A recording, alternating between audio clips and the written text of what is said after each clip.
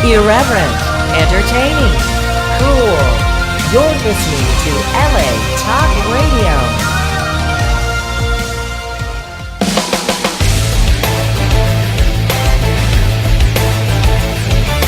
You're listening to the Sheena Metal Experience with your host, Sheena Metal, right here on LA Talk Radio.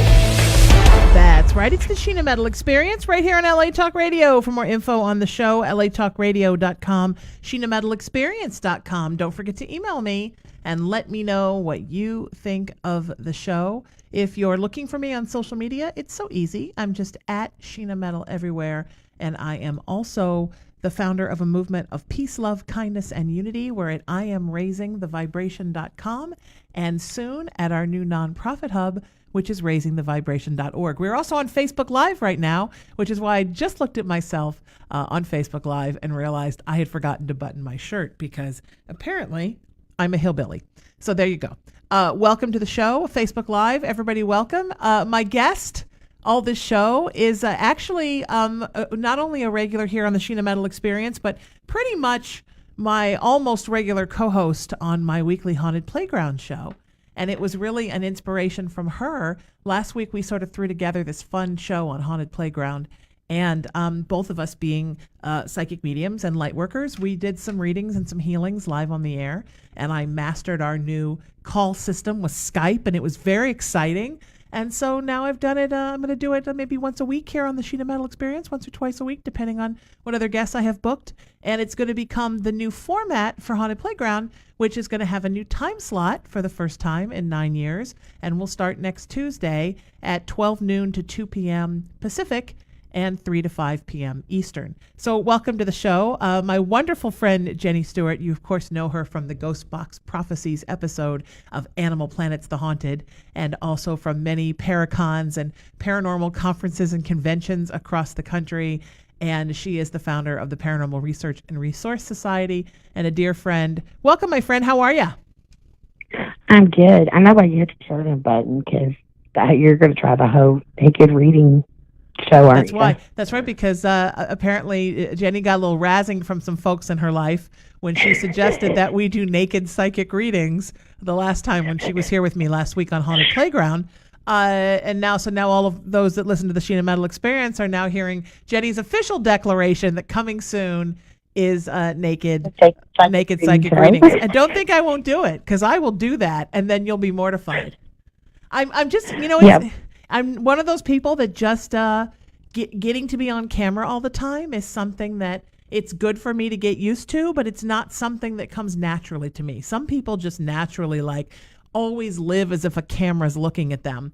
And that's just not me. I live inside my head. I think from my soul. I do everything from my heart. I don't even know where my body is half the time. I'm just really not a person I have a body and face made for radio. But now everything's becoming television. So here we go. But I love Facebook Live because we reach so many people, and so many people can get readings, which I think is great. So if you want to get a reading today, Facebook Live. I'm sorry? Love Facebook Live. Right? I love it. I do too.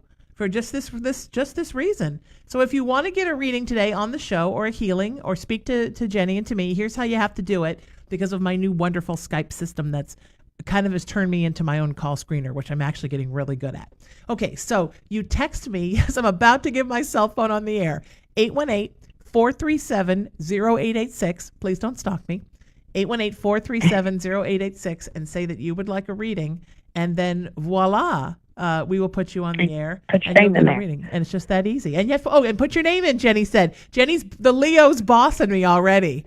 Put your name in there so we know who you are. Yes, exactly. Just bossing me, Leo. Jenny, put your name in there.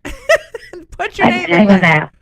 Put your name in there. Well, you're lucky that, I'm not an ice cube. It's 8 degrees here right now, which is going to be even colder tomorrow. Yeah, and we've just come off it being hot here, but now it's going to get cold, so it's going to rain again here. All right, so I'm putting the link up. I can handle the rain. It's the ice and snow. Yeah, they even called schools off tomorrow. I think it's already the wind chill factor is going to be 24 below zero. Yeah. For me, it's the wind. The wind is what I don't like. I don't mind the gloom. Although my cat is sick. My cat's recovering from having pneumonia last week. Oh, And no. so I Is she know. doing okay? Oh God, yeah, but she's still a little wheezy in her nose. There is nothing sadder than when she's coughing and the sneezing and the runny eyes and the not being able to breathe. And she comes and sits in front of me like, "Can't you fix this? You fix everything. Why aren't you fixing this?" So I took her to the vet, and because it just wasn't getting better after a couple days, and I know things can go downhill really fast with cats. And sure enough, somebody had pneumonia. So I have to make her little antibiotics. Luckily, she's never really had wet food, and she's obsessed with wet food. So basically, I could put arsenic in there, and she'd eat it twice. So she's eating her medicine. You don't do wet food, right? No, she doesn't. I've never really given it to her. So she just gets she likes her kibble, and she likes her Whiskas Temptations treats. So now she's discovered frisky salmon flavor, and I think she pretty much sell her soul for that. So she's more than happy to guzzle down all of the meds that I give her, as long as she gets a little tablespoon of wet food with it. So she's getting better. She sleeps a lot, and I gave her a little heating pad, and she lays on the heating pad, and yeah, she's a good girl. That's so sweet, though. I'm glad she's doing better, though. Because mine was just laying across. I mean, literally laying across my chest. You're like looking at me, going, "Are you gonna left me right now?" Oh, yeah. My little Kit Kat. Apparently, are separate from the other ones. Oh, why is she trouble? It was really sad. She would get up on top of the cabinets, and like we noticed she was staying up there a lot, and she wasn't eating a lot. And we discovered that one of the other cats was really taunting her really bad. And she used to be when it was just her little man. She was more of an outgoing kind of like alpha cat. Because little man just was like along for the ride.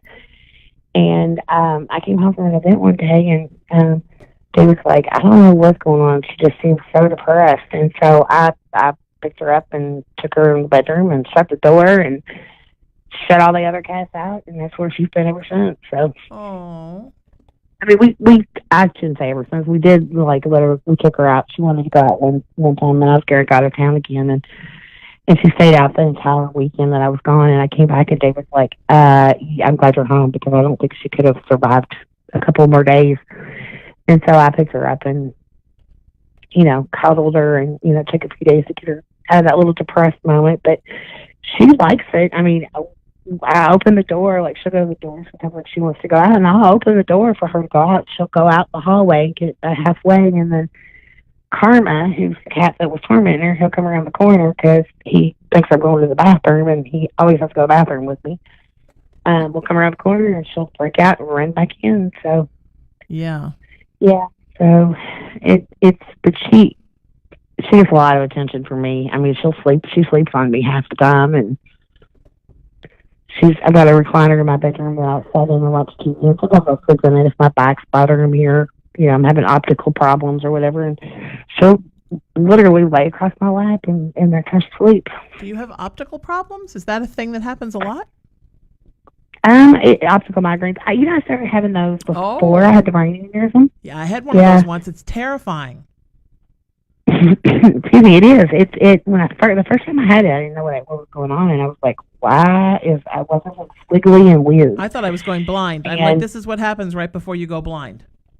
Well, that's what I was like. Oh my gosh, what And then and I asked the doctor, was that one of the symptoms that I should have been aware of, before the aneurysm? And you do get pressure. When you get pressure in your head, it causes it. And so, and I'm just getting over the flu, which they say could take, I'm not completely over it. And they said, it could take up to, I think, 8 weeks to completely get over it. And so, I'm still battling that.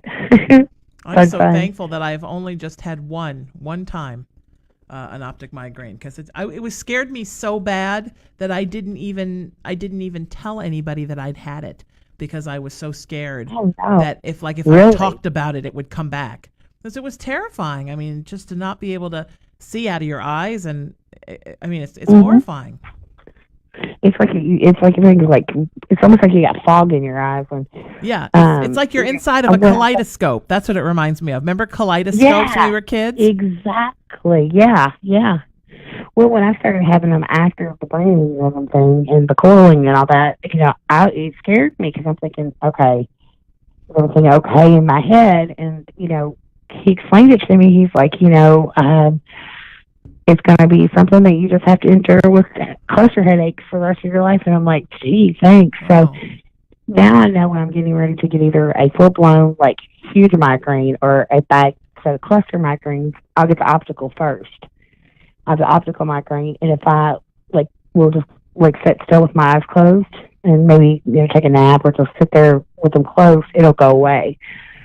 And then I don't get the migraine. But if I push through it and just, not rest my eyes, then I'll end up with a full-blown either cluster headache or a migraine. Mm.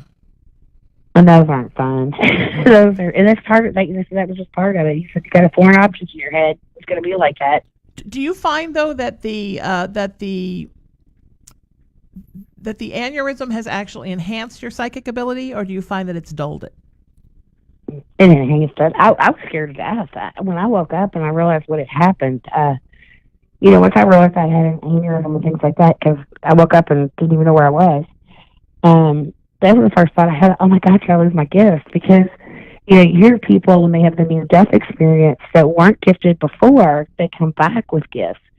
I thought, well, is it going to be the opposite for me since I was gifted?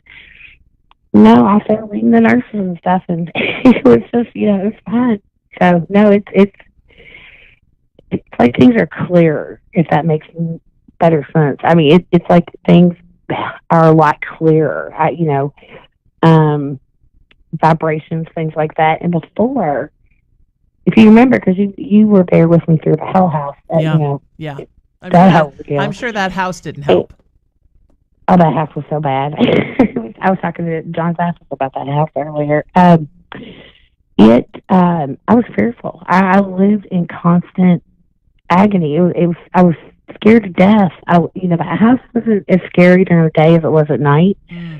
But I still knew, even being there during the day by myself, I didn't like it, because I knew that I was, at any moment, something could literally, you would get attacked in that house. I mean, I had something hit me in the back of the head one time, and it just wasn't a fun house to live in. And I was scared to death of everything. And I left there still intimidated, and I wasn't able to open up completely as a medium and start gaining the strength, become a stronger medium until we did get out of that house, because, I would go so far with, embracing the gifts and becoming one with it and trying to work through it. And something would happen and it would scare the living daylights out of me, and I'd go, no, I don't want that. Yeah. But now something dark comes walking across in front of me, I'll just look at it and go, what do you want? Get out. It just doesn't faze me like it used to. Yeah. Yeah. I'm just starting to get to that place. It's taken me, because, I was a kid, and it was the same kind of house that you grew up in. Very scary, very active. It didn't really, it did the sleep paralysis, pushing me down thing when I slept, but it didn't really physically abuse me, but it did my mother a lot. And I'm just now getting to the point where I'm getting ready to start standing up to being able to sleep in the dark and just not be scared. I don't sleep in the dark. No, I've not slept in the dark since Hell House. I haven't either since I was a kid, and always with the TV on. I'm just now starting to get to, and it used to be that when I would stay in hotels, I was like, oh, I'm in a hotel. I'm not in this house. This is a safe place. I can turn the lights out. But the more I've opened up as a psychic medium, the more now stuff visits me in hotel rooms. So I got to keep a light on the hotel too. And you'll find, I remember going early on at Peter's grocery store. And, Dave and I used to grocery shop together. My husband, he'd go with me a lot. Because I would get very overwhelmed empathically going to grocery stores from the living that was there. And it was so funny. David would walk behind me with a grocery cart. And I got offended by that at first. And finally I said, well, why don't you just walk with me? Because I never know what you're going to walk up to. So if I see you walk around something that's not there, I know I need to. Because I see dead people everywhere. Yeah. Hospitals are the worst. Oh, I hate hospitals. Going to the hospital. No, you know what's even worse than hospitals is nursing homes. They're bad, yes. Yeah. Nursing homes. Yeah, oh yeah. but the hospital, when I was in ICU those 11 days, it was like, they couldn't understand why I didn't sleep. I did not sleep a lot, and that's something that they kept, pushing. You need to, you need to get your brain to, get some rest. And I'm like, oh, even if I go to sleep, my brain ain't going to slow down. Yeah. And I would see things that they couldn't see, and it was pretty crazy. Yeah, it's a little, exactly. Mm-hmm. All right. Yeah, and it's just, we got any readings? Yeah, I was going to say, let's take let's take a call, but I didn't want to stop your story because you were talking. Oh, yeah, no, I was just filling airtime. Oh, okay. So we're going to get, I think is it Rachel? Is it Rachel? I guess we're going to find out when we talk to her. So we're going to get her on the phone right now, and then we'll do a reading. If you want to get on the air live with us, you just have to text me so we can call you and conference you in with me and Jenny. It's 818-437-0886, and remember your name. Jenny wants to make sure you remember to leave me your name, because I also have a head injury. I have a question ready. If you want to know about your, how your job's doing, or just one question, and that way, it kind of helps hone in the energy that way too. All right. You just got all kinds of of instructions for everybody today, Miss Leo. That's right. Make it run smooth. It's fantastic. Welcome to the show. It's so great to have you here on the show with Jenny and me. Welcome. And you're going to have to tell us really quick how to say your name. We're getting her on the line. It's happening. Skype's trying to get her on the line. There we go. Welcome to the show, my friend. Hello. How do we say your name? It's Rachel. Rachel. Okay, good. That's what I thought, but then I wasn't sure. I got confused because it has alternate spelling. Yeah, I get that often. Welcome. We're so glad to have you here. Tell us what's on your mind. What's your question for us? Okay. I have been in a relationship, a new relationship, fairly new, going on almost a year now.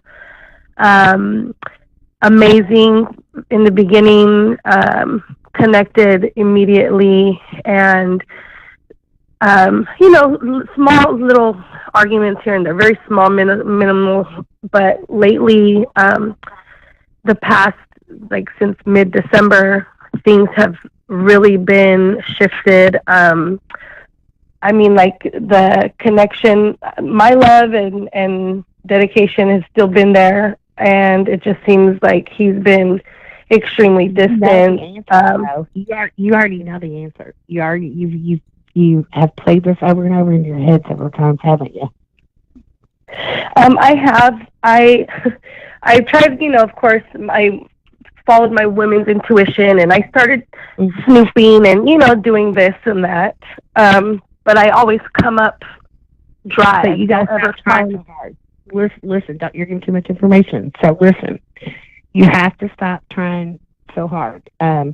You are available too much to him. What I mean by that is,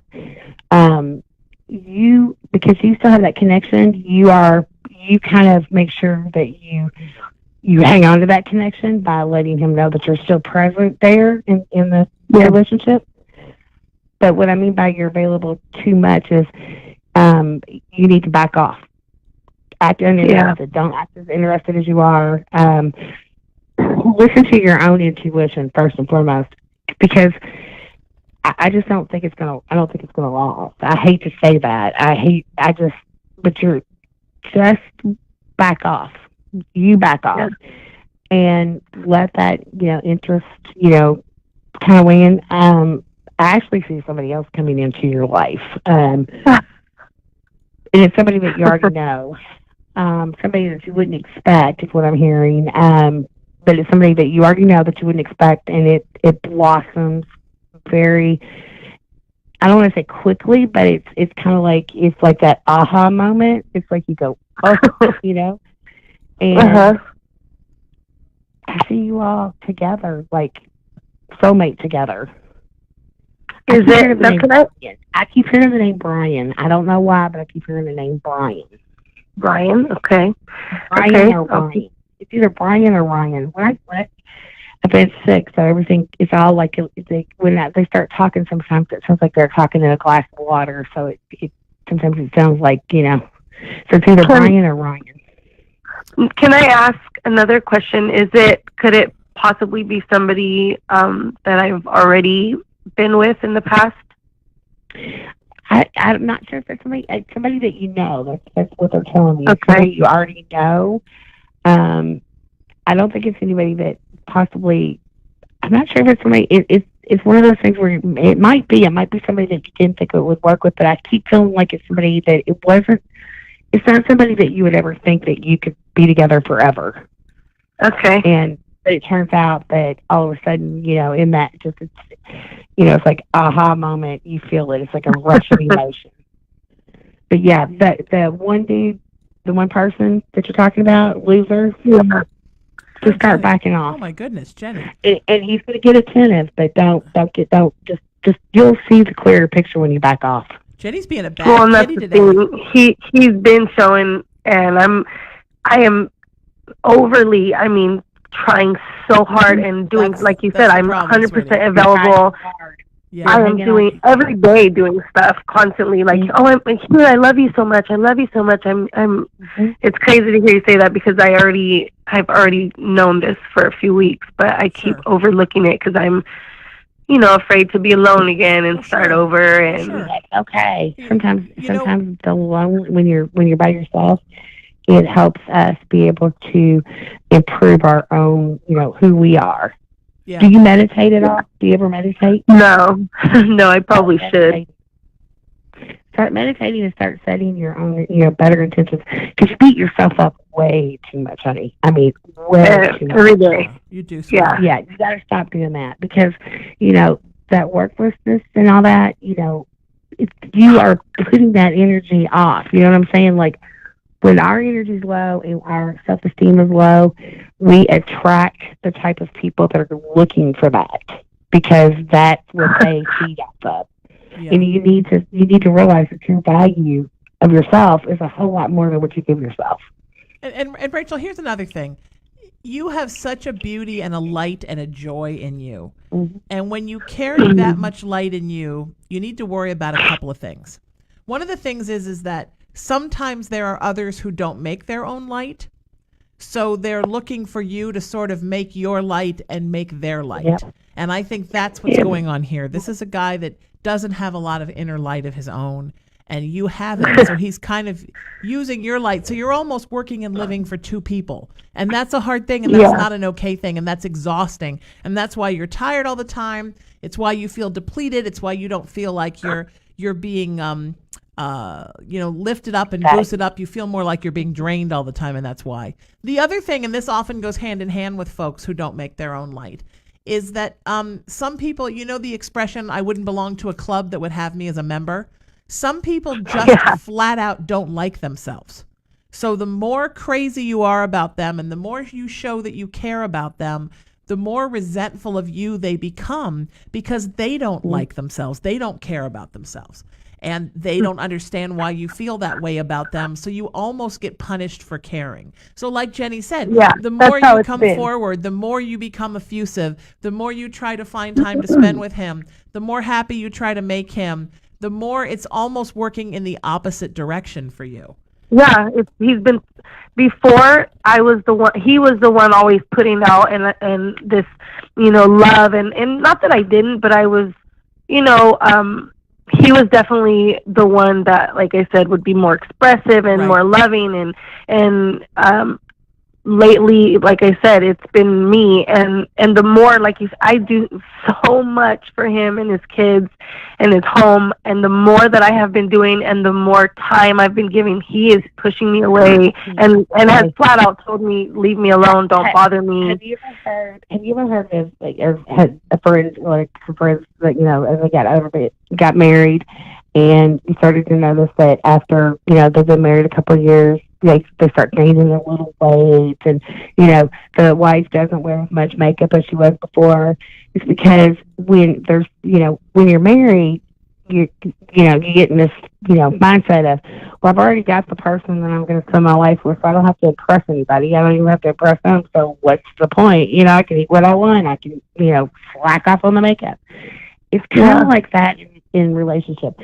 He knows because of your overzealous, I love you. I'll do anything in the world for you. I mean, he knows that you would, if it meant you not eating so that he could, you would. That's how, impersonal you are. Oh, yeah. He showed me that several times. Right. Yeah. People like that, in his mind, it's like, I've got her. I mean, look, I don't even have to put any effort for her anymore. I don't have to, because she definitely is like, almost, obsessed with me. So I don't have to do anything. Yep.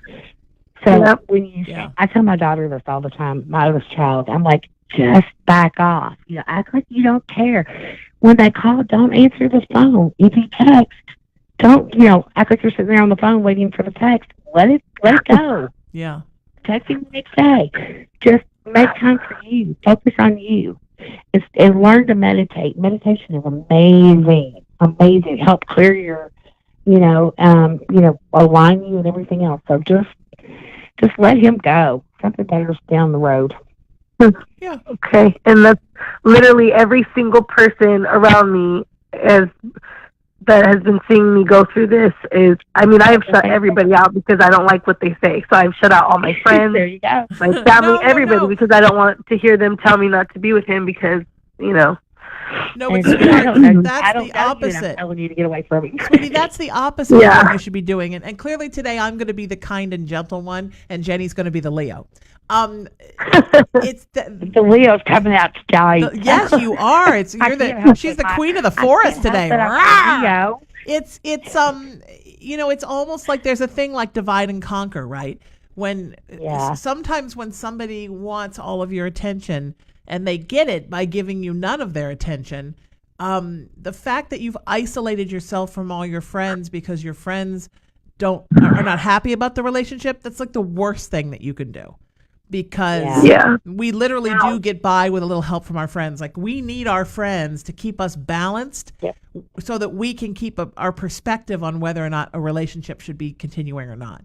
So whenever if it were anybody else, I would be telling them, run, leave.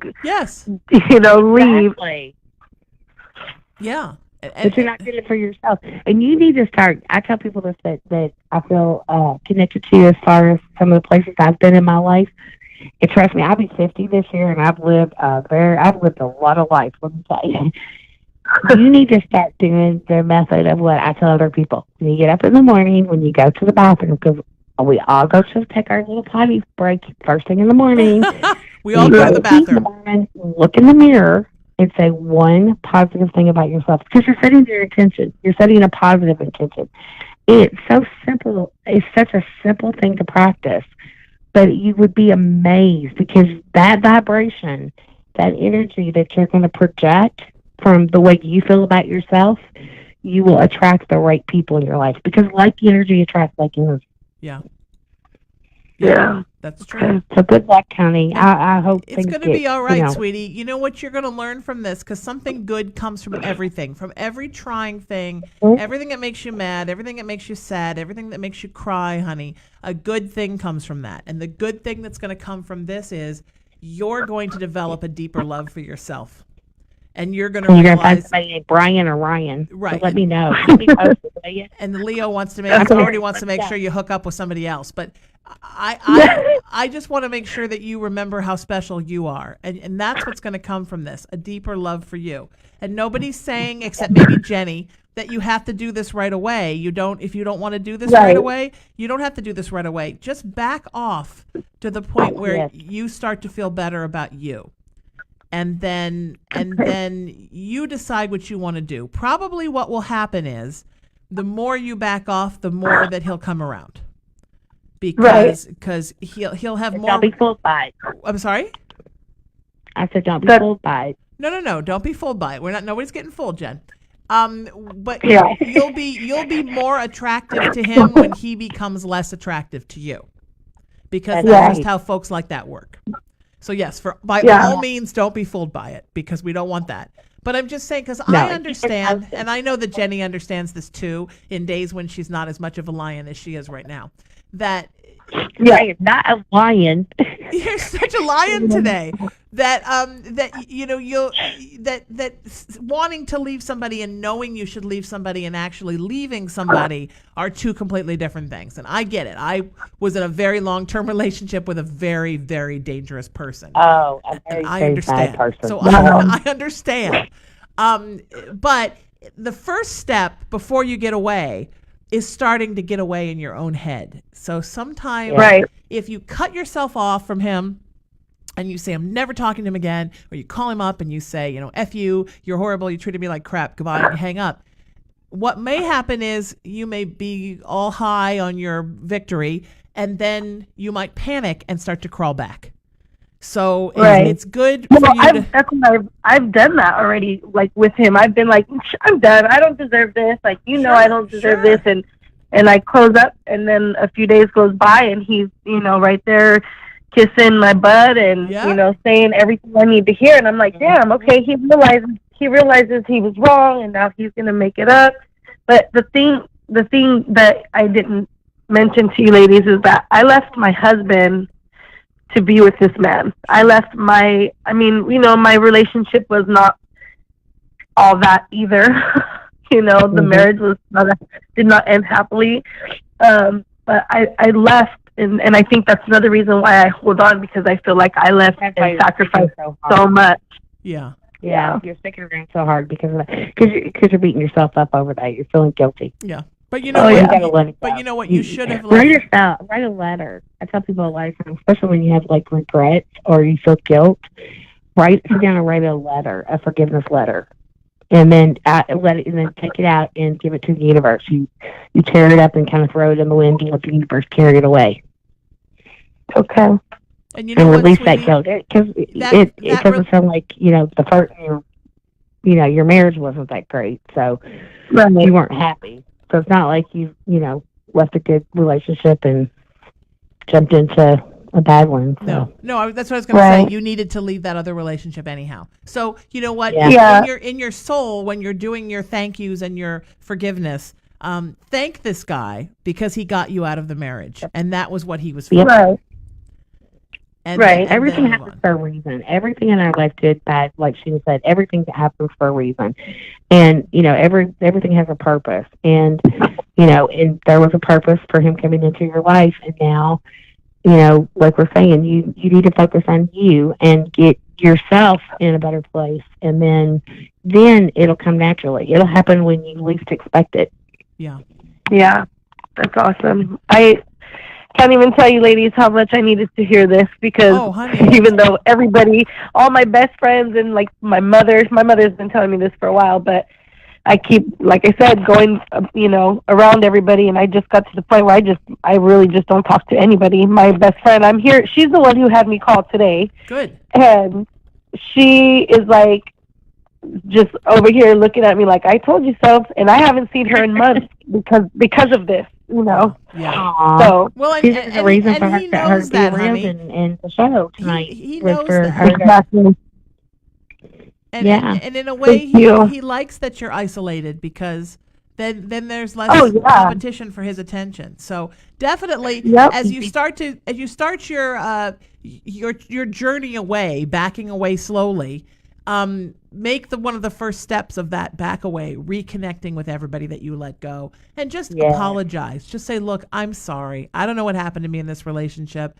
Whatever happened, I'm sure I acted like a jerk, and I'm so sorry. Yeah. And can we just pick up again and put this back together again?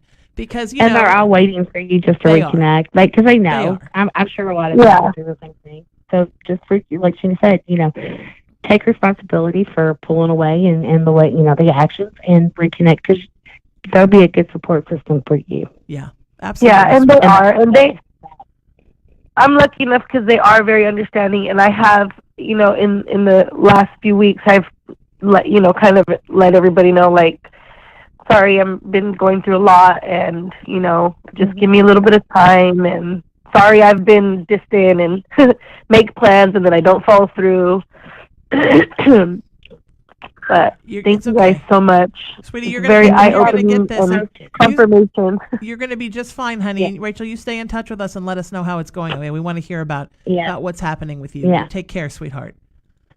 Oh my goodness. Does it amaze you, Jenny, and Rachel's such a sweet girl, does it amaze you how much of the work that we do with our clients, and I have so many clients that are like this, is about just getting people away from narcissists? I mean, I feel like I'm the Lorax of narcissist abuse recovery sometimes. I mean, they're just everywhere.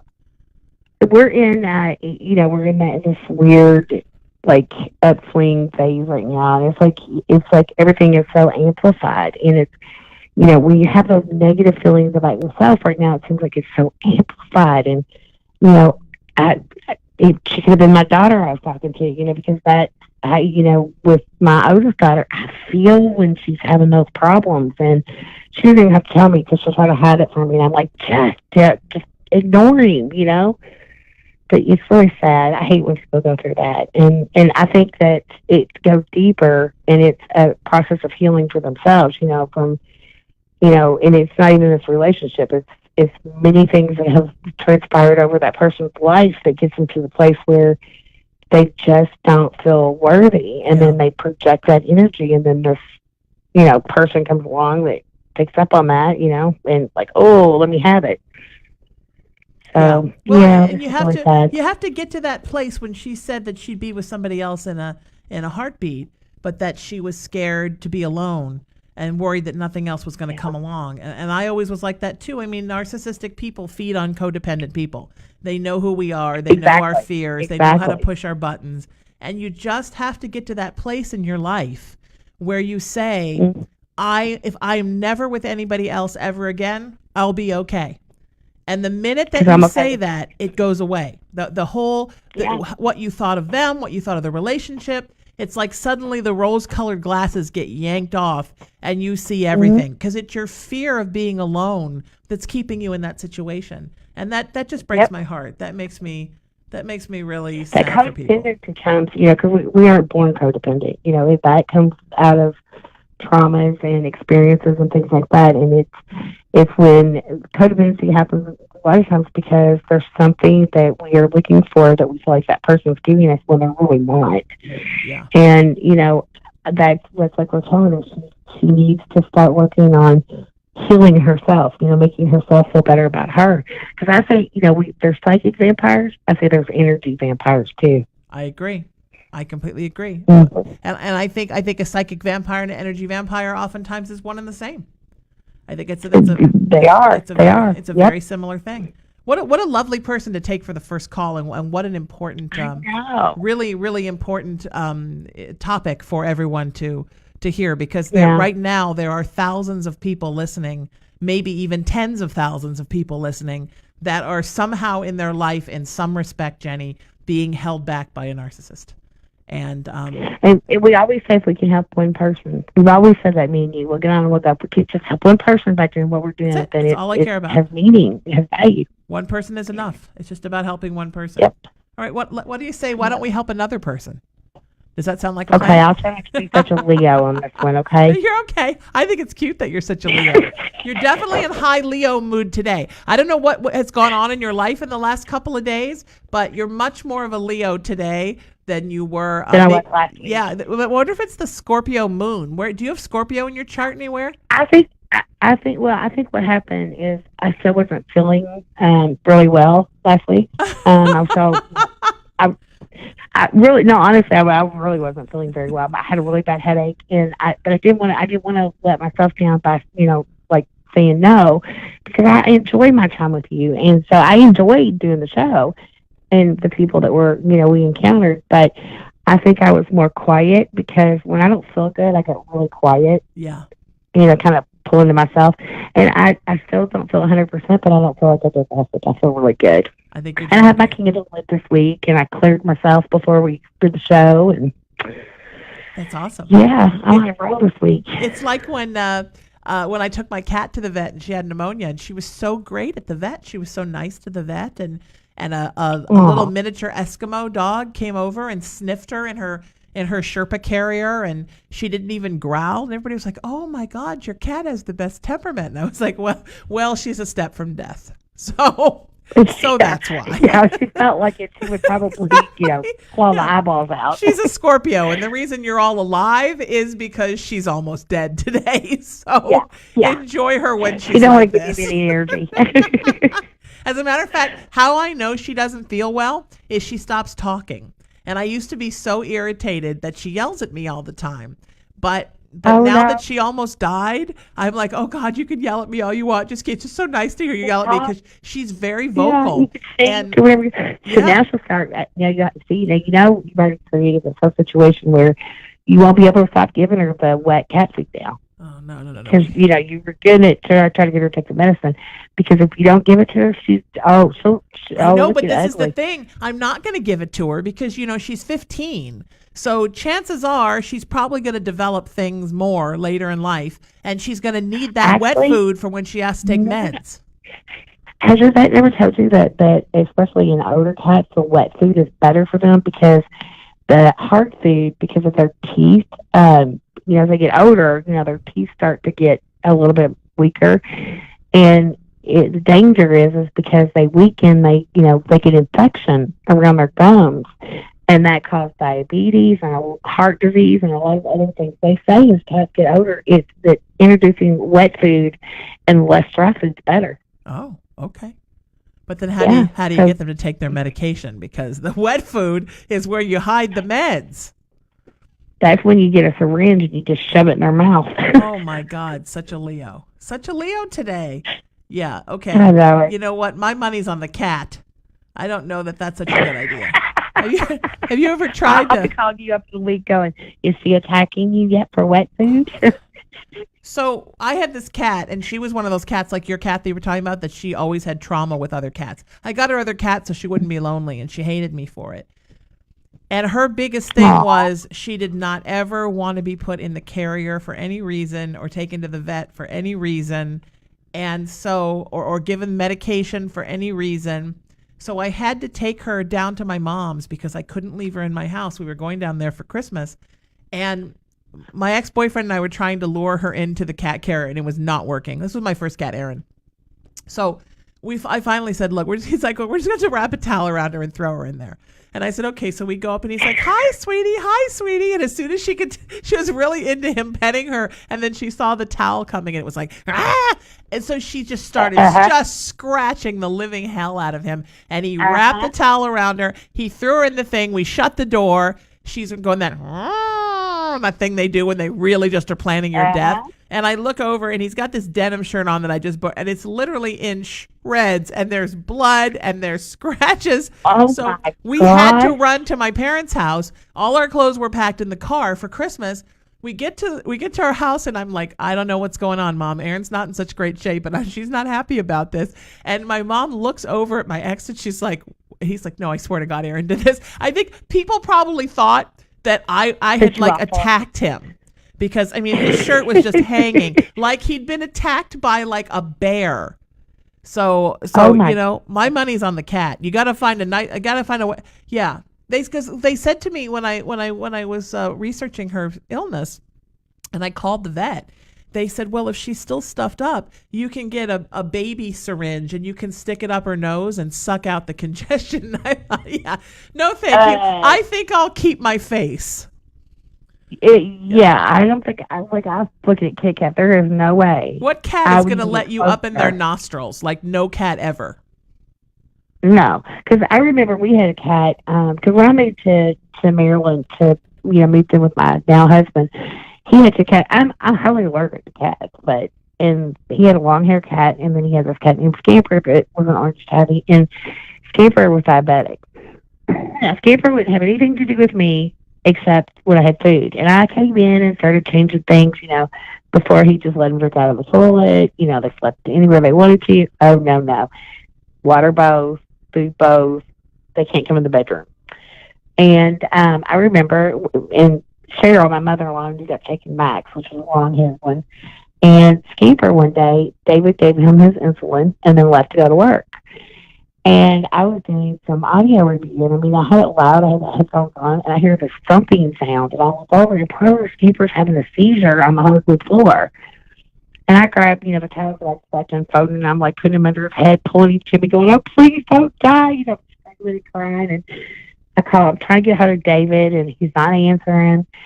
And he had forgot to turn the ringer back on his phone from where he had it shut off, from going to bed the night before. So he finally realizes when I'm calling him, he's all the way at work, which was like, without heavy traffic, was at least 45 minutes to an hour drive. I'm hysterical, trying to tell him about Scamper. Oh my God, he's gotten up and he's fallen over and he's doing this meowing thing, and I don't know what to do. And so I called the vet, and apparently what had happened was all of a sudden his insulin started, his body started producing insulin, and then David gave him an insulin shot so his sugar went way down. So David calls and he's like, "You need to get either some syrup out of the cabinet or some Kegel syrup, and you need to give him like 3 tablespoons of it." I'm like, how am I supposed to give a cat a tablespoon of syrup? How do you give a cat a spoonful of anything? Exactly, yes. But I did it. I put, he goes, just, put it on his mouth and kind of push. And I think he realized that I was trying to help him. And I gave him the sugar. David got there, took him to the vet, and of course he stabilized. And after that, he became my cat. He loved me. He knew I tried to say was, I wanted him to be okay. And he would sat with me, whereas before he had nothing to do with me. And I fell so in love with him. And then he did okay for a few years, but then he got worse. And I'll never forget the day we took him to the vet, and we had to put him to sleep. We finally found a vet that explained that that's the infection around the gums. She said, back when that started, if you would have, did the dental work, he would have never been diabetic. He would have been fine. Yeah. He would have probably lived a lot longer. Yeah. But because they just started treating him as a diabetic and didn't even, hit the issues of the infection, she told us that we could have, spent thousands of dollars. She said there was no guarantee because he was so far gone.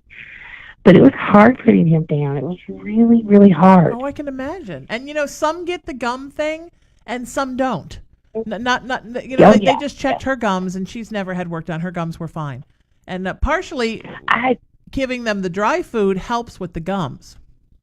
Well, yeah, because it keeps it clean. That's why they said. But I know, like with the odor, because that one vet was like, don't. You're not supposed to give them a lot of wet food. He was like, just give them, but we do. Unfortunately, I have to eat wet and dry food. But maybe that's why little man weighs like 28 pounds. I've got an orange tabby cat with his belly. And I think his name's Little Man, and he was so little when we got him. And like when we went and had him fixed, I made sure they gave him an IV when he was, I want him to have fluids. We paid extra to have all this stuff done, get his teeth, scaled, the whole 9 yards. And now his belly, he's so big that his belly literally is like a big roll over his paws, his back. It's crazy. He's so huge. Wow. That's awesome. Yeah, he eats a lot. You see those memes where people say, the cat didn't get fed, oh my God, I forgot, I fed him.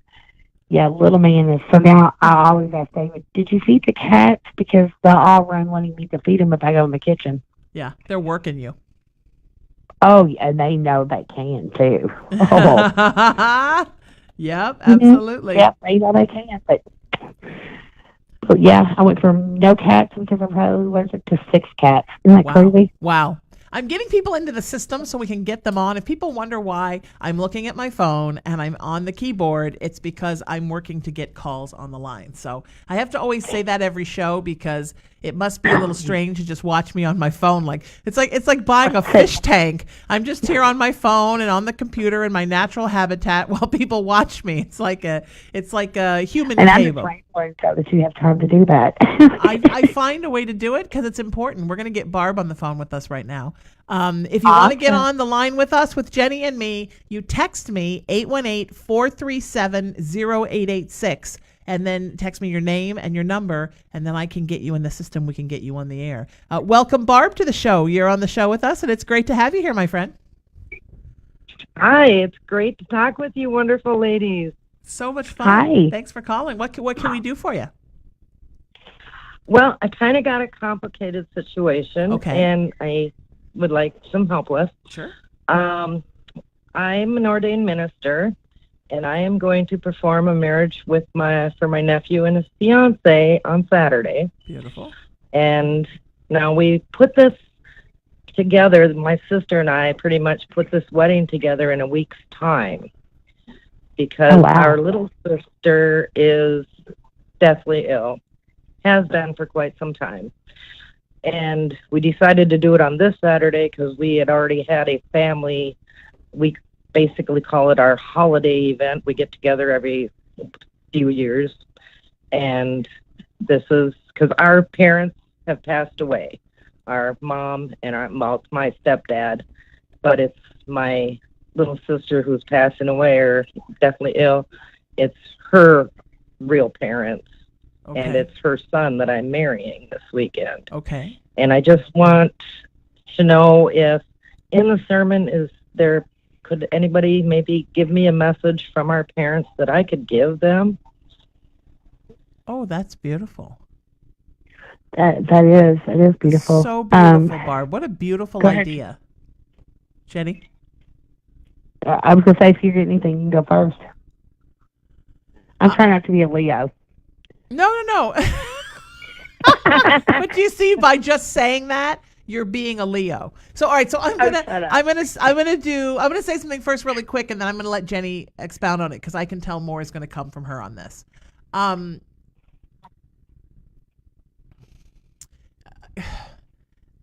couple of things.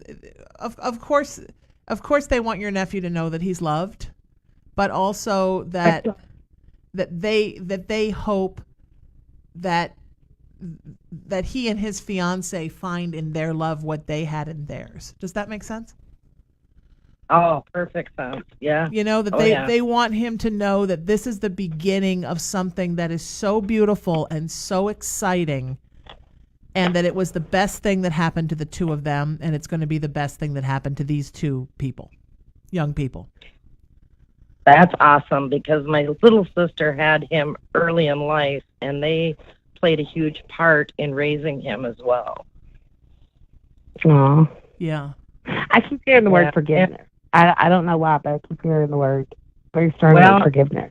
And then they're saying that they're saying that they would like for you to incorporate, that forgiveness. And I'm not sure which one of them is saying it, but forgiveness was it was almost like they were kind of stubborn. Forgiveness was very difficult at times. It was very difficult for them to have.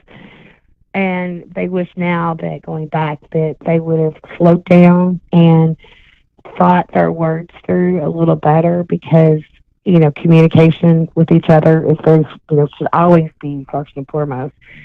And learn to forgive a lot easier. And as they are talking about forgiveness, and always think about the words that you're going to use because what you say, we can't take them back. And it can become a situation where you never have the opportunity to take them back.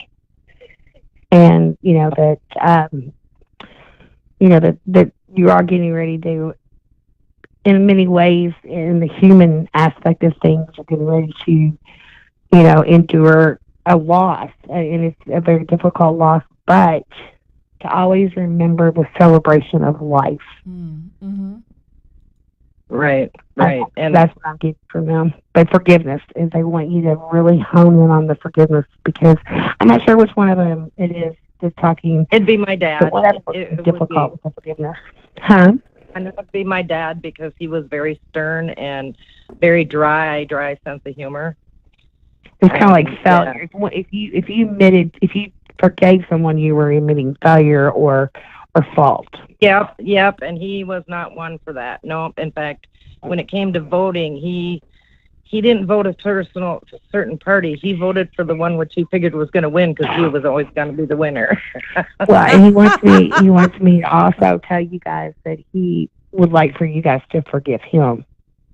But he really never had the chance to really ask for that. And, he had the chance, but he didn't use it.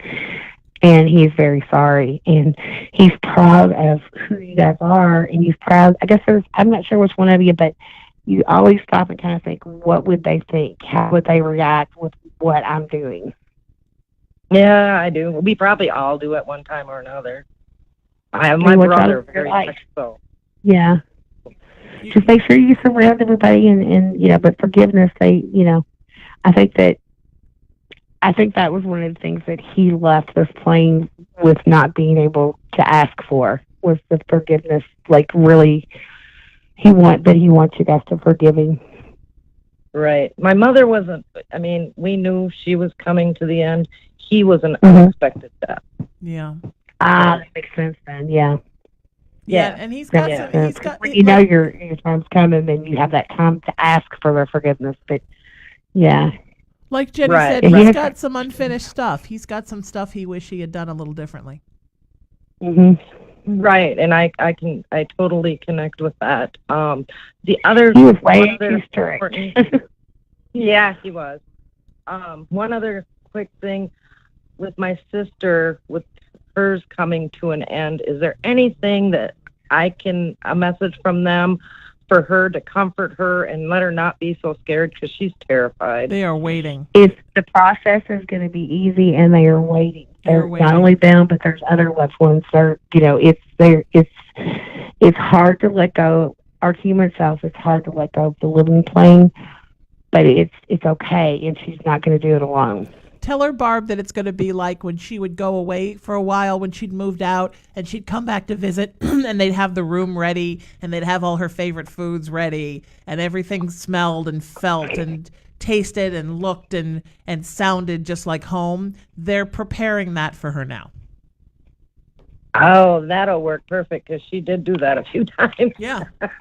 She's going to die peacefully. It's going to be a peaceful, and I think she's kind of accepted it, and that transition of being okay. Does that make sense? Like that moment of clarity hasn't came yet, but she's okay. She's at peace with it. She knows what's coming, and it's not. She doesn't want to leave everybody. We never want to leave our loved ones here, but she realized that's just the way it is, and she's accepted it, and she's scared, but she's accepted it. And just reassure her, and reassure it's okay not to be the strong one all the time.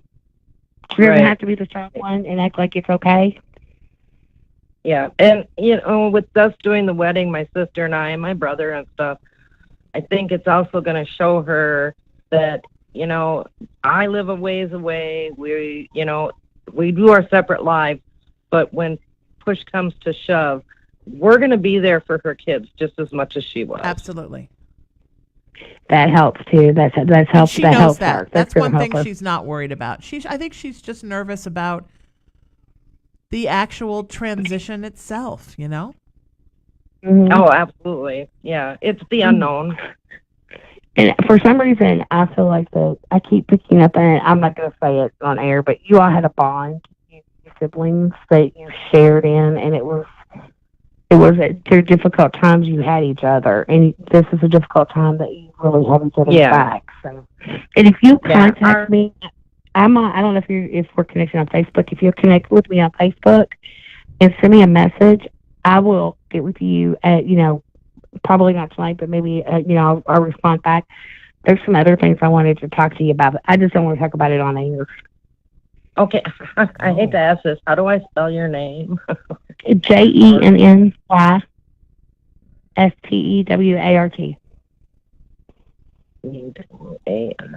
T at the end? Okay. Or if you're on Sheena's page, I can find you. She sure is. Everywhere I am, she is. Yeah. Okay, wonderful. I talk her as much as she talked me. Leos don't leave home without them. Yeah, there's definitely more in depth here. I'm just skimming the surface. Yeah. There's some things I want to say to you, but I always tell people, out of respect for your privacy, and what I wouldn't want somebody to air, some of my, closet skeletons or whatever on air, and I would just feel more comfortable just being able to pass those messages to you off the air, if that's okay. Yeah, absolutely. I appreciate it very much. Very Not much. a problem. I'm very grateful for all of you. And congratulations on the marriage. Yeah, it's a beautiful thing you're doing to do the ceremony, Yeah. and it's a beautiful thing you're doing for your sister, and she loves you so much, and she's so Beautiful. eternally grateful for this.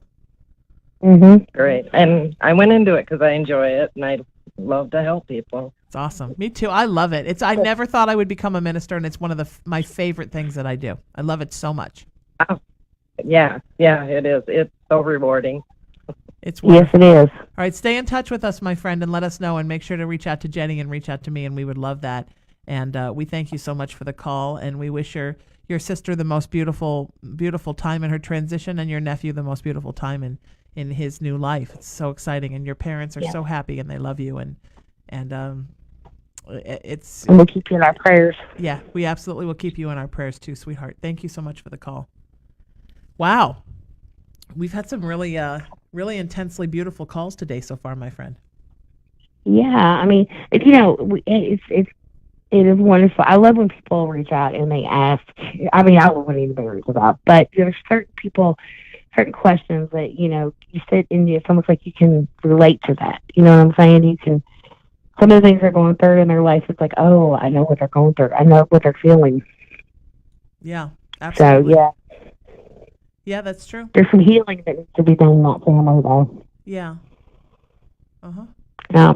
Absolutely. I just pass the love.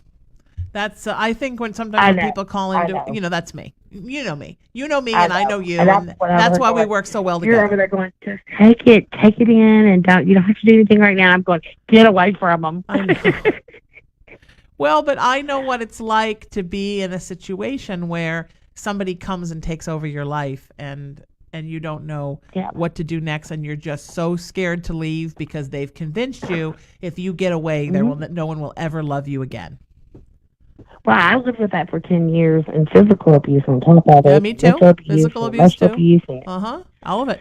And it's scary. It is one of them. And when they tear you down and make you have nothing, no self-esteem, no self-confidence, and they control everything. They control how you feel about yourself and everything. It is the most horrible thing to have to endure. It really is. Yeah. But when you break free of it, just like in your case, my case, and probably her case, when you finally break free of it and you rebuild yourself, you come back that much stronger. Yeah. Yep. And then you become somebody who can just help other people. Yeah, exactly. And then nobody's ever going to again tell you that you're not enough or that you're never going to be loved again, Yep. Then you live your life. Exactly right. Yep. Okay, so all right, so let's take another call because we're on a roll. Awesome. This is fun. I'm here with the wonderful Jenny Stewart, my dear friend, and we're helping and healing and listening and guiding and whatever it is that you need. Being a Leo. And she's being a Leo and I'm being an Aries and poking her and telling her she's a Leo. But we promise you consider we're an Aries and a Leo. That sounds very daunting. We're actually very gentle. When you just hear those two things, you're like, oh God, I'm not calling those crazy bitches. We're actually much more gentle than our astrological profile would lead you to believe. If you want to get on the air with us, you just text me 818-437-0886, and then I can put you in our phone system and I can conference you in. So let me get Kara on the line here, and then we're rocking and rolling with another call. It's so much fun to be here doing this with you, my friend. I'm having a blast. Me too. I always enjoy my time with you, whether we're doing this or just hanging out. Me too. Anything we're doing. And this is smoother than last time because I'm getting this phone system thing down. I'm like magic. I have 20 arms like an octopus. I'm very happy. I think it's awesome. It's a lot. You're really multitasking. Hi, welcome, Hello? my friend. Tell me if it's Hello. It's Kara, is that right? It's Cara. It's Kara. Okay, so sorry about that. Yes, that's fine. Welcome, my friend. How are you, ladies? We're wonderful. Hello. How are you? Good. Do you have a question? Yes, I do. So I come from a pretty big family. There's 8 girls and there's 2 boys. And we just got some news in our family that's kind of some pretty devastating news that just comes naturally with life. But kind of we weren't expecting it like this, you know? And so I just want to see what you guys see going on for me and my family in the next few months. I feel it's kind of like a struggle. I keep hearing that you need to seek out someone else. That you'll get back. Seek out someone else. I'm not getting clarification on what or who. I just keep hearing you need to seek out someone else for a better understanding. So, like a doctor, or yes, like that could be it. I feel like that the news Another that opinion. you got, that you could get more if you seek out someone else. That the information you're going to get is going to be a little bit more easier to swallow, and there'll be more options. Okay, because I don't know if that helps. Yeah, other opinions with other suggestions for a game plan. Do you not want to talk about what it is? Because I don't know if we're supposed to bring it up. No, I can. I just didn't know if I wanted to, like, I see you guys are ready for this. No, please do. It is health related. I'm sorry. Okay. It's health. Yeah, it's second opinion. I was going to say who's sick, and then I thought, well, I didn't know if I was allowed to say that, because what if other family members were listening and you didn't want them to know? So I'm a totally open book. You don't have to worry about, like, being tiptoey with me. You can just air my business. I'm totally fine. I don't feel like you guys got the complete picture. I don't think that you guys got the complete picture, all the information. I agree. I don't think it was explained clear enough. I don't think that all the options were presented. Yes, because 10 months ago, my mother was in the hospital in, like, extreme pain, like, incoherent and stuff. You know, she's 71 years old. And then just recently, the other day, she's been in a lot of skeletal pain and stuff. And they said nothing was wrong 10 months ago. Oh, she's fine, you know, whatever, we're just going to let her go home, you know. And we knew something was wrong. I had to fight with the hospital and literally tell them, like, I've worked at the hospital. I'm like, no, this is not normal. This is not her. They thought, oh, she's just 71, she's old. This is just another old person, Which, I know this woman. She's go at 71, raising a 10-year-old, And she just has been really sick, losing weight. And I'm like, eat, Mom, bringing her lunch, trying to get her to eat. Just, me and all my sisters are just, everyone's worried, And so we took her into the hospital last night, and then, or Sunday night, sorry. And they said they found a mass. She has an aortic aneurysm, on her heart, and then she had a mass in her lung and pneumonia, and then they did like a scan, a CT, but she's had CTs in the last couple of months, you know what I'm saying? So why now are they just telling us this? So they come back and they're like, she has stage 4 cancer, and we're like, what? Did they do a biopsy? They just did the biopsy yesterday, okay? And they don't know what kind of cancer or anything it is. So what I'm having a hard time dealing with is stage 4, and they don't even know what kind it is? Yes. When 10 months ago, there was nothing wrong. I mean, that's as soon as you started talking and started talking about your siblings, how many of, the large family, I kept hearing, they were screaming, go elsewhere. I mean, seriously. That's the thing, like I said. I kept hearing, get a second opinion. Yeah, you are definitely. I mean, she is really like. You need to get her out of that hospital and put her someplace else. Oh my gosh, you're so right. I believe that. But I mean, I don't have the guardianship over her. My sister does. But do you think this is her time, her end of life to go? Or do you think she has a chance? I think she has a chance, but if you don't get her out of that hospital and get her in with another doctor, a good doctor, I see a female. This is what I'm getting. I see a female, probably Asian American, kind of short, dark hair. My mother? No, this is a person I think is going to help you. Okay. Doctor. So seek out a female doctor. Get a female oncologist, a specialist. Get her out of that hospital, because I'm telling you, I think she has a chance, but because of her age and because of the way they've handled things, they're not going. They're so negligent. They're so negligent, you guys. They're not going to give her the best treatment plan because they're looking at it from her age and how far she's deteriorated. That what's the point? I mean, she weighs 70 pounds probably, you guys. Oh God! And she's 5'7", and she's really petite. So, did they offer? I mean, what treatment plan are they offering, or have they? They haven't offered one up yet. They said for the aneurysm, they said it's a 2, which it has to be on a scale to a 5, I think. They can't operate until it's at least a 5. So they said every 6 months they'll check that. And right now if they operated on her, it would be too dangerous. Yeah, she's too fragile. I agree. Yeah. Okay, yeah, that's what something like that. So we're like, oh my gosh. So we're all thinking, oh my gosh, we're gonna lose my mom. I have all my sisters. I'm talking. It's gotten crazy. When there's that many women. You need some sleep. There's that many women. There's fighting going on. It just gets crazy when people start dying.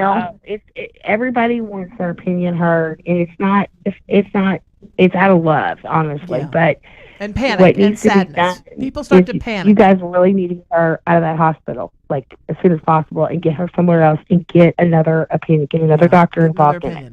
And you guys have the right to do that. And if I'm not trying to call this to start sibling rivalry. But if you feel like you have I want to hear what you have to say. Well, if you feel like the person that has the guardianship isn't doing what's in the best interest of your mother and not doing, what the majority of everybody wants, you guys can go to the court and ask the court to intervene. I think my mom appointed her it because she trusts her, and I'm the oldest sister, and I love my mother, but I've never been super close with her. Okay. But because I'm a Libra and she's a Cancer, and we don't.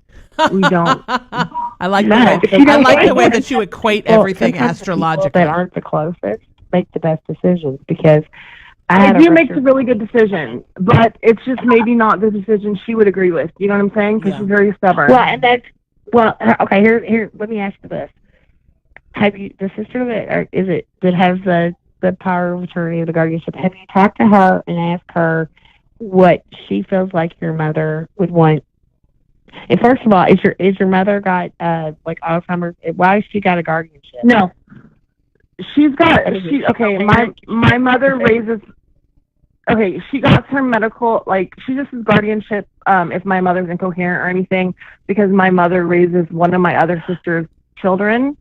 So when and if my mother passes, my sister will get that child and take that child on. So your sister isn't the person making the decisions. Your mom is still coherent enough that she can make her own decisions. She is kind of, but since the last little episode 10 months ago, she's kind of something happened during that time to where she's it was at the same hospital too. Something happened to where she just is very forgetful now, and she 1 minute she seems lucid, and then the next minute you're like, do you know what we're doing, Mama? And then she's like, I'm dying, or have they done any brain scans of her? No, they've only done CT scans. They need to. No, they need to do some brain scans. They need to touch the brain. Yeah. Well, I would. And her oxygen levels. Agree with you on the oxygen. You hit that because she has COPD. She does have a hard time breathing, big time, because she's a smoker. You know what I mean? She smoked for 70 years. Well, there's maybe not. There's the blood oxygen levels I was talking about right there. I'm worried about her blood oxygen levels. Yeah, she's big time with that. She doesn't take oxygen during the day, but she does do breathing treatment. So, you guys don't think you think we should just get her out of that hospital and move her somewhere else? You don't think this is her time? Have you asked your mom what she wants? Have you went to your mom, even though, she may not be as lucid as she normally is? Have you asked her what she wants? I asked her, I just said, Mama, you know what's going on? And she says, I'm dying. And I said, we're all dying from the moment we're born. I said, it's going to be okay, just relax and go with it, And I don't have, because I am the oldest, but I don't have that guardianship or whatever that she appointed to my sister. I don't put that out of your mind. Yeah. Right now, put that out of your mind until the doctors determine that your mom is not capable of signing her own consent forms. That doesn't even come into play. because she has no authority over your mother as long as your mom is able to make her own decisions. I mean, and she just had, and that's just for medical. You know what I'm saying? So you need to talk to her, and talk to your sister too. Go to her and say, look, as a family, we need to. Because she has a DNR in place. She does not want to be brought back if she has any kind of like cardiac arrest or anything. Yeah, but that has nothing to do with moving her and things like that. If you go to your mom and say, Mom, I feel like you need, you're not getting adequate care here, and we need another doctor to examine you, and she agrees to it, that's all you need. You don't need your sister's permission. Your mom can make that decision.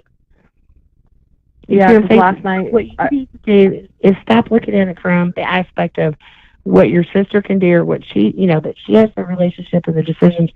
Go to your mom and you ask her, Mom, what do you want? If you have the opportunity, this is what I would like. I would like for you, tell her this is how I don't feel close enough to her to do that. Like,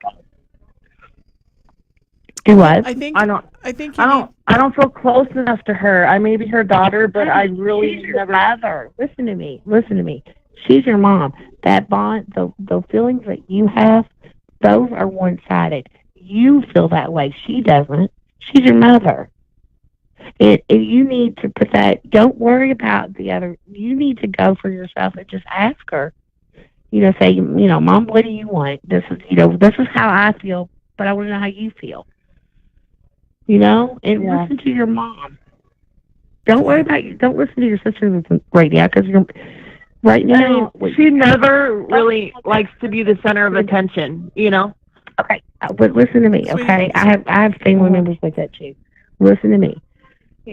What you need to do is instead of wasting all the energy and time focused on your sister and what she's doing. I agree. Take responsibility for your actions and what you're putting forth. Cherish this time.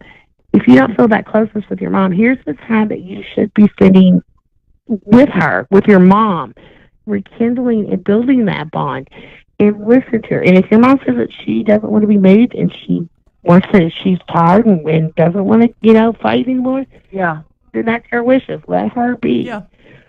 We don't want our parents to go, but if my mom told me that, I'd be like, okay, that's what my mom wants.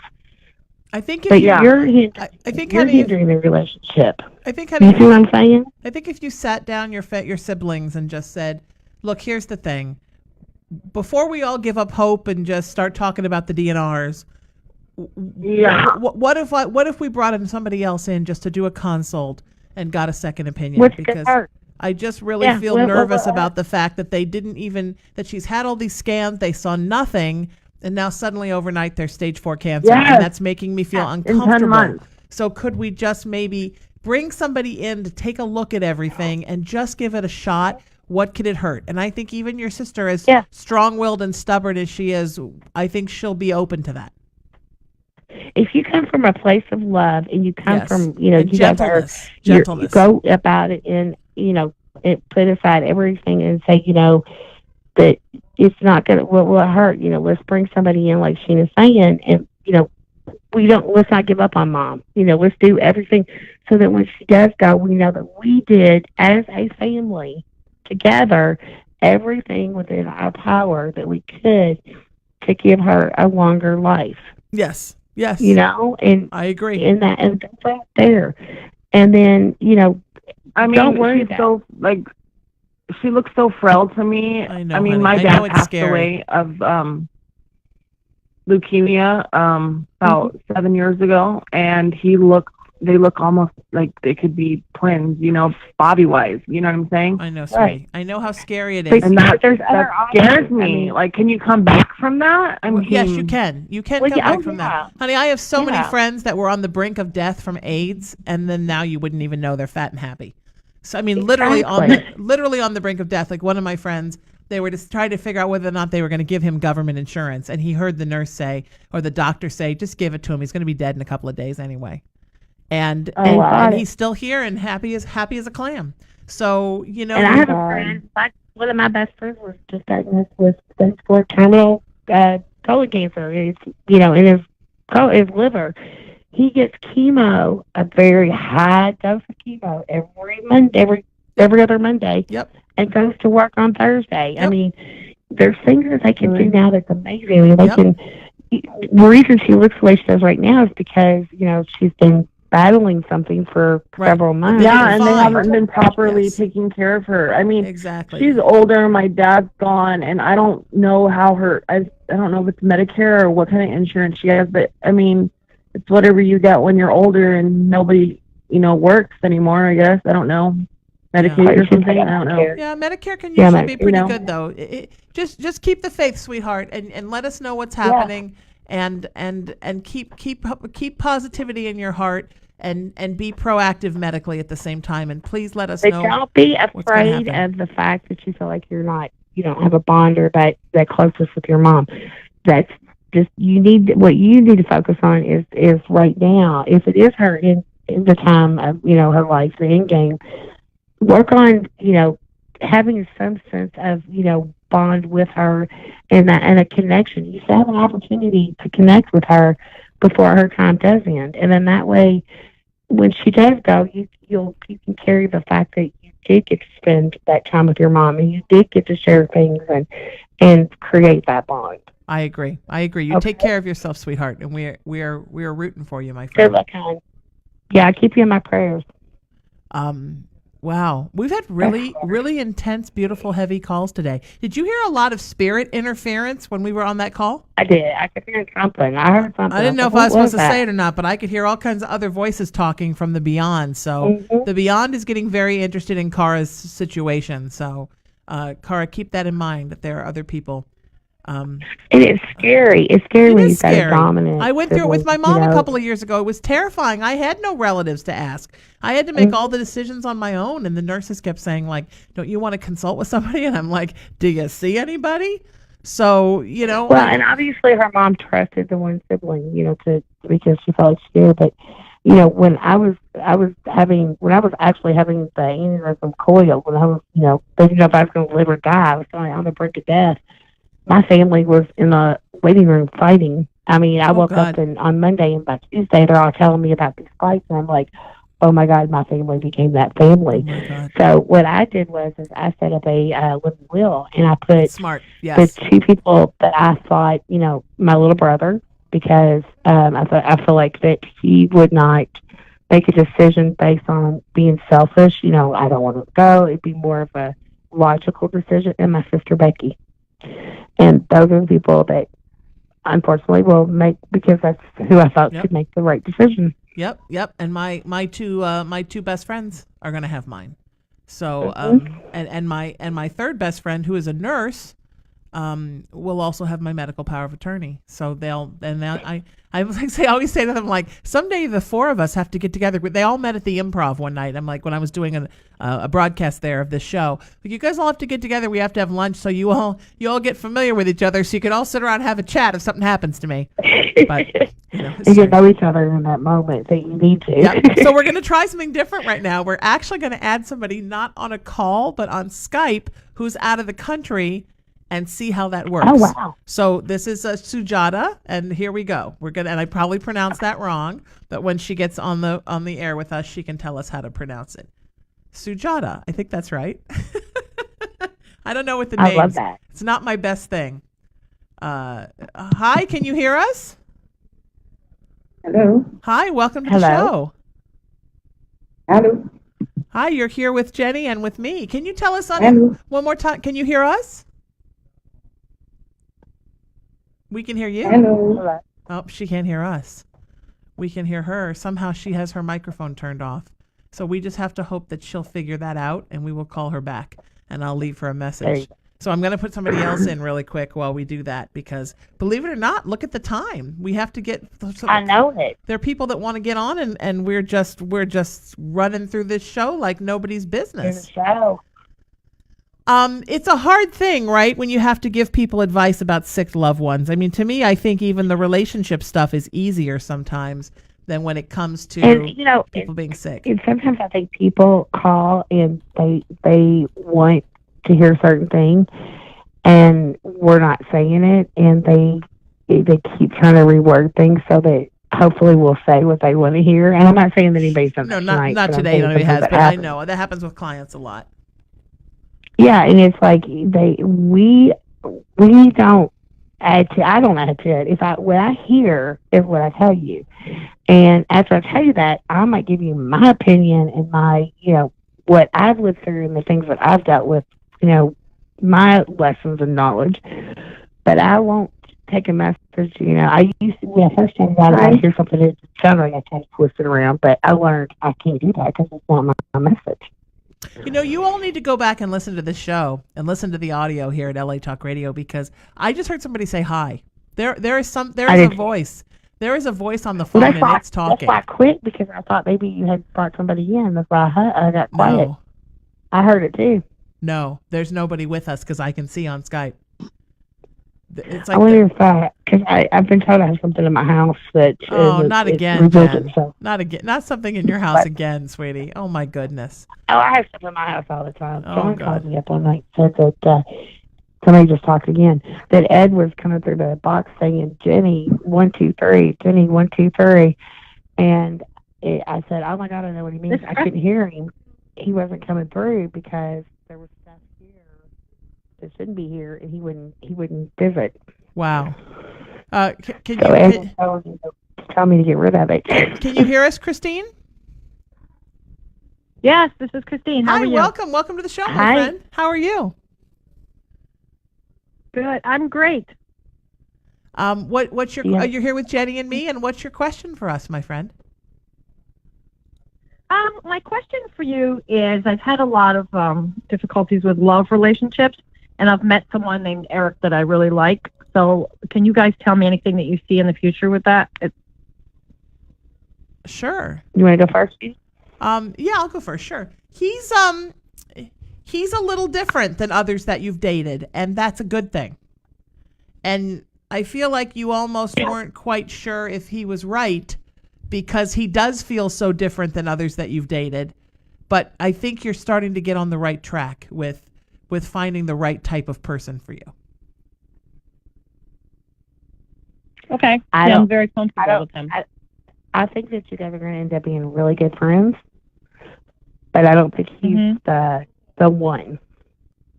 Well, he doesn't have to be the one, but I think he's a good one. But I don't think it's going to be a long-lasting relationship. I think it's going to be a friendship relationship, but I don't think it's going to be a long-lasting romantic relationship. You're the type of person that you like. One of you do. It's almost like it's almost like you can get bored quickly if it's. What's the word I'm looking for? If you're not. What's the word I'm trying to look for? Challenged? It's almost like kind of challenged, like excited. The same monotony over and over, and I think anybody's like that. You kind of get bored with it. But I do see somebody coming into your life. I keep hearing high school reunion. This is going to sound crazy. I don't necessarily think that you're going to meet somebody at a high school reunion, but I think you're going to meet somebody from your long time ago past. You're going to rekindle with them. And it's somebody that you briefly, maybe you either had a crush on them or they had a crush on you back during high school or college or your college age maybe. But I keep hearing high school reunion, and when I hear that, it's normally somebody that you knew back when you were a lot younger. Does that make sense? Okay, now I'm going to jump in and be Pollyanna, because that's my job, Christine. You got the lion. Now you're getting the ram. Okay. I like him for you. For now, I like him for you because I feel like. For now. Yes, Jenny. For now, I feel like he's a pattern breaker. I feel like you have had a pattern of getting involved with people that didn't value you enough and didn't treat you the way you deserve to be treated. And this guy is like a nice guy. And I know sometimes when you hear nice guy, everybody goes, ugh, like it's boring. But I think you could use a little bit or a lot of that right now, Christine, because you've had a lot of really exciting guys that didn't treat you well at all. And the excitement just turned out to be drama. Yes. So I feel like this guy is a place for you to stop and breathe. He's like a breath of fresh air. Yeah, and just be able to enjoy the fact that he's he's enjoyable, and there's not a huge amount of chaos going on 24/7, and he's lovely to be with. Now, in time, might you want someone who challenges you more? Sure, that could happen in time. That might happen. But today on our show, you need somebody who just treats you well. And I really, really want that for you. And you don't have to work as hard with him. It's not like you have to work as hard with it just comes natural. And that's why I think no, you guys but he's been hurt. Yes. In the past, and he's trying to finalize his divorce. And is he going to be able to emotionally get over all this? Oh yeah. See, that's why I think that you guys are just going to end up being really good friends. Because I don't feel like, I think that the desire for it to be romantic is there, but I just don't think it's going to grow the way it should. And I think that you guys are going to realize that you're better as very close friends. And it's a friendship that's going to last for a long, long time. Like, you'll always have that connection. I think that it's going to be lovely. I just think it's going to take some time. And when I think about something being good, I don't think about whether or not it's the one or it's the one for the rest of your life. That's a me thing. I don't think like that anymore. I think it's something that's lovely right now. Okay. And you have been hurt, and he has been hurt. So the two of you are a little standoffish with each other. But he's really a decent guy. And he just needs to know that you're not. He really is. I mean, he really You're is. good support for him, though. You're good. You talk about the emotional aspect of it. I think that you have been really good support for him as well. You're there. He knows that he has that support. And I think for him, because he's really not had that kind of support, I think that support, it means more to him than anything. And that's what you're giving that to him without him even asking for it. And that, I think, means a lot to him. Yeah. I agree. I think he's good for you. I think it's, like I said, it's a pattern changer. It's good for you to realize that you can be with a nice person who, even though he's got some damage right now and some issues and some isms and some things he's working on, it's good for you to know that you don't always have to pick the guy that turns out to be the jerk, or the super selfish guy. Yeah, I'm going to be enjoy the moment. This is going to be somebody that you're going to relax with and have lovely memories. A good person. Yeah, and just enjoy it. Enjoy what it is. My mom used to always say, not everybody you date has to be the love of your life. And it's true, which is really good news because I've never had the love of my life. So it's good that I'm not disappointed. It's kind of that saying, kind of go with the flow. Yeah, you know what I'm saying? And just enjoy it. Just enjoy how it feels to be with him and enjoy it. And don't worry so much about the divorce. Take that pressure off. It's happening. It is a little rough for him. It's a bit of a doozy. But it's also something that the seem-to-be ex was not a very good person to him. She's not a very grateful person. No, extremely selfish. Oh, you have. Yeah. Oh, yeah. I mean, really, really. He's kind of beat up. You know what I'm saying? He's been kind of beat up. Yeah. So big just time. be there for him and reassure him it's okay. So you are that breath of fresh air for him too. Mm-hmm. Yeah, I think so. I think we have nice conversations and things like. I mean, it's really been very nice. Actually, I'm really enjoying this. Yeah, I'm enjoying it for you. I think it's a beautiful thing. It's like I said, I'm at a place in my life right now that I wish everybody could get to, where I don't worry about the future. If today feels good and today is lovely and I'm having a good experience today, or I'm spending time with another soul, whether it's romantic, platonic, family, that I'm loving being around, and I can put my head on the pillow at the end of the night and say, this was a lovely day, then I'm 150% happy with that day. I think that we as human beings need to take stock in more lovely days and less of worrying about all our plans that we're making that aren't coming true. And no regrets. Live with no regrets. Yeah, and live. So if you have some wonderful times with him, and they're beautiful and they're sweet and they're lovely, and you enjoy each other, that's fantastic. And where it goes, you two decide where it goes, and you don't spend too much time worrying about it, because you know that you're both in a place of healing right now. And sometimes when two people come together and they're both in a place of healing, they heal beautifully together and it becomes the love of their life. Sometimes when two people are in a place of healing together, they love each other through the healing process, and then they both go on their way and they stay friends.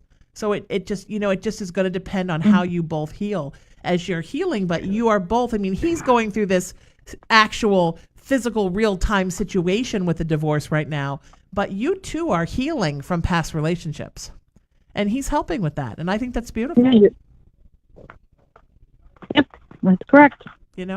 So keep us posted and let us know what's happening, because we want to know how it's going with you and how it winds up with him, and that he gets through his divorce okay. And we appreciate you calling, sweetie, and our hearts are with you always.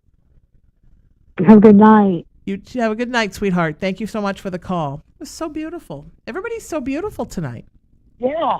I'm still trying to get... people ask me, she asked me if I saw something romantic. I want home. I think that you should answer as the way that you feel, and you should be completely honest.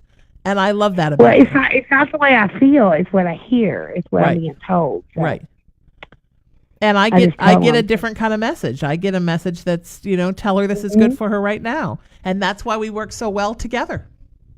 Because and I agree with you. I agree right now. And I love, the fact that that's why I was saying go to flow. That, that that's exactly, that was a good thing. Sometimes you just got to heal. It feels sometimes just so good to heal. And people don't take enough time to heal. People are not healing as much as they should be. That's what's going to bond them so well, is because they're both helping each other heal, and the emotional aspect of it.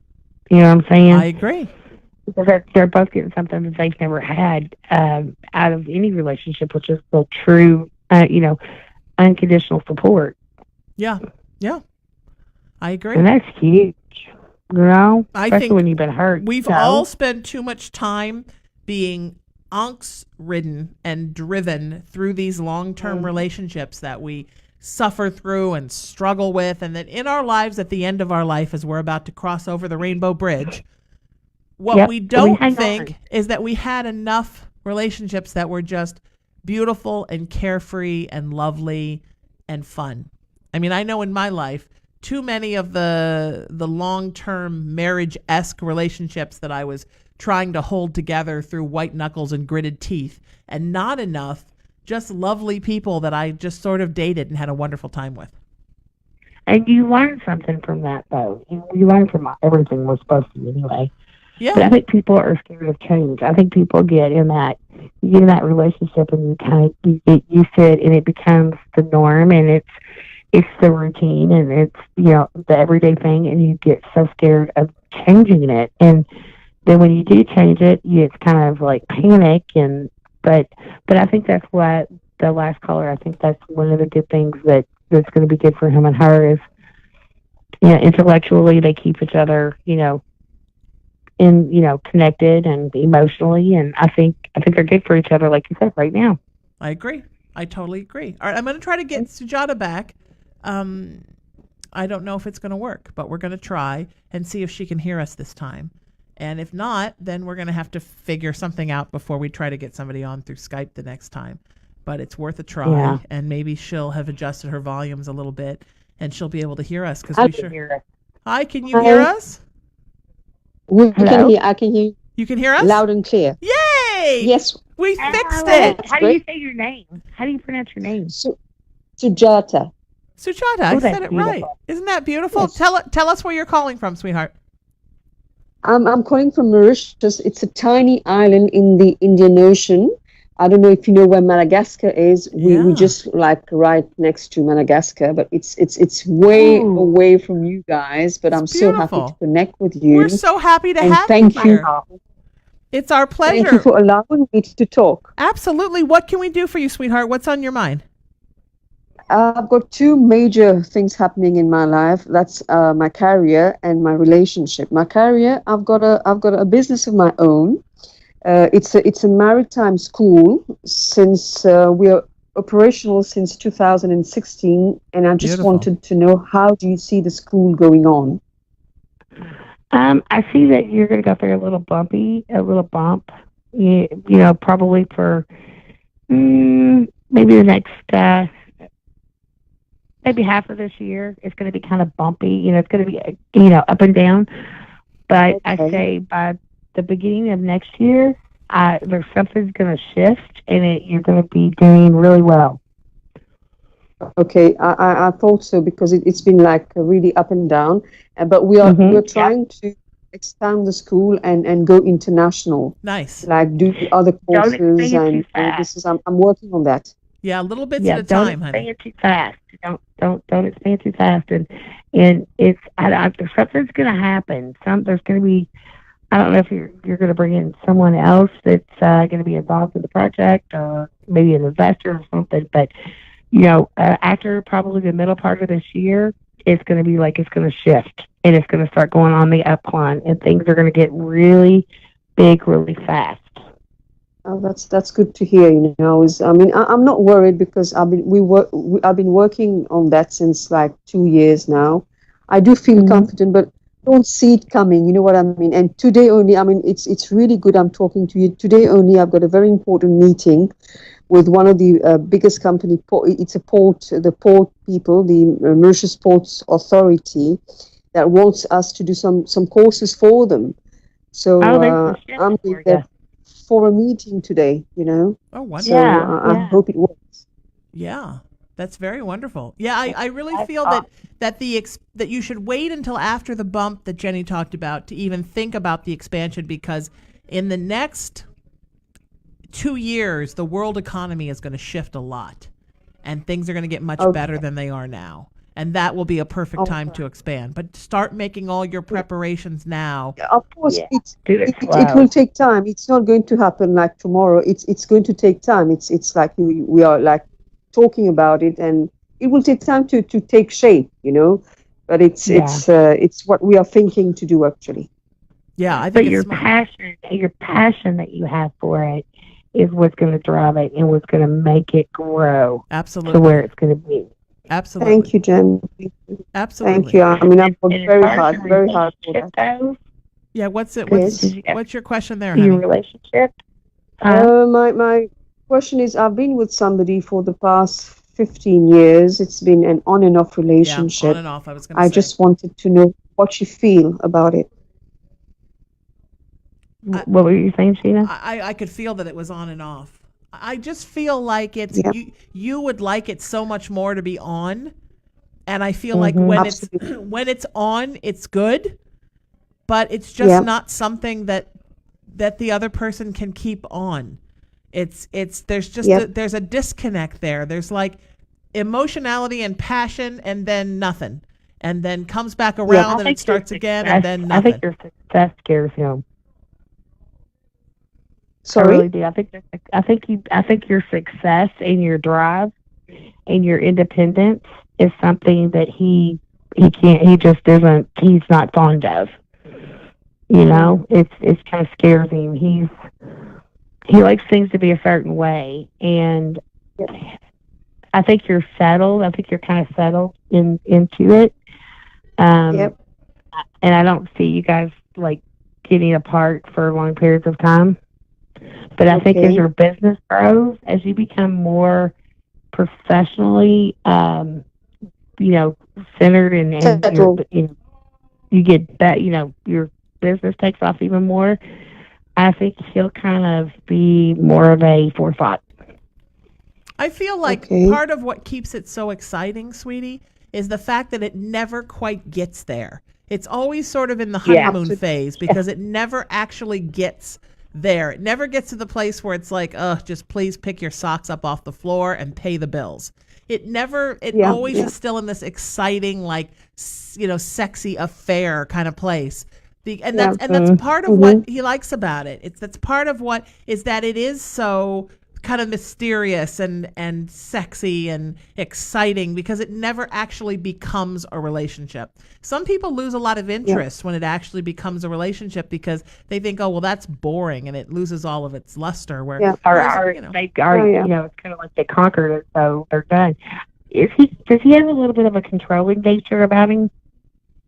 He does, but I think for the past maybe 3 years, I'd say, I'm starting to stand my grounds with him. Do you understand? I've put my boundaries. I've said, okay, this is no way I'm going to accept this, and So it's kind of like, okay, right now we it's just like no connection at all.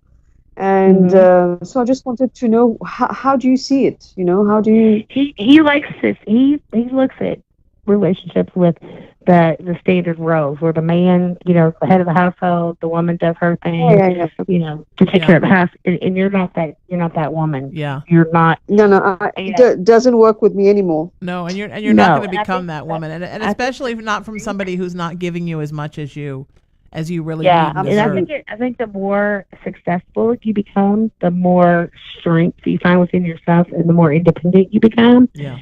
And I think in a couple of years, I think he fulfills a certain need for companionship at times. Agree. But I think the more focused you become on your business, the more less focused you're going to become on him. I agree, and I think you're getting bored with the on again, off again, sweetie. We are totally out of time. We have to let you go. Thank you so much for the call, Jenny. Thank you so much for today. This was so much fun, and I love you, my friend. Look for Jenny. I love you too. I believe right next Tuesday, Haunted Playground, new time, 12 noon to 3 p.m. Pacific time, 3 to 5 p.m. Eastern time. And then, of course, you're always welcome here on the Sheena Metal Experience. Where can people find you online, my friend? PRRsociety.org or Jenny Stewart on Facebook. Wonderful. I love you. I love you too, my friend, and thank you for being here and helping and healing people with me. If you're looking for me, SheenaMetalExperience.com, LATalkRadio.com, Sheena Metal everywhere on social media, and I'm the founder of a movement of peace, love, kindness, and unity at IamRaisingTheVibration.com and our nonprofit hub, which is RaisingTheVibration.org. I also have my own spiritual practice at IamRaisingYourVibration.com. and at Sheena Metal Spiritual. Please reach out to me and find me there. It's the Sheena Metal Experience on LA Talk Radio. Thank you, Facebook Live, for watching. Thank you, LA Talk Radio listeners, for listening. You know what happens here, my friends. Every Monday through Friday, 5 to 7 p.m. Pacific time, we rip the veil off the human sideshow and expose those big old Homo sapiens at their most bizarre sometimes and at their most beautiful every single day. And you know it's my show, and that's true, my friends, because it is my show. But what it really is, always and forever, it's your experience. Thanks for listening. Have a great night, and I'll see y'all tomorrow right here on LA Talk Radio.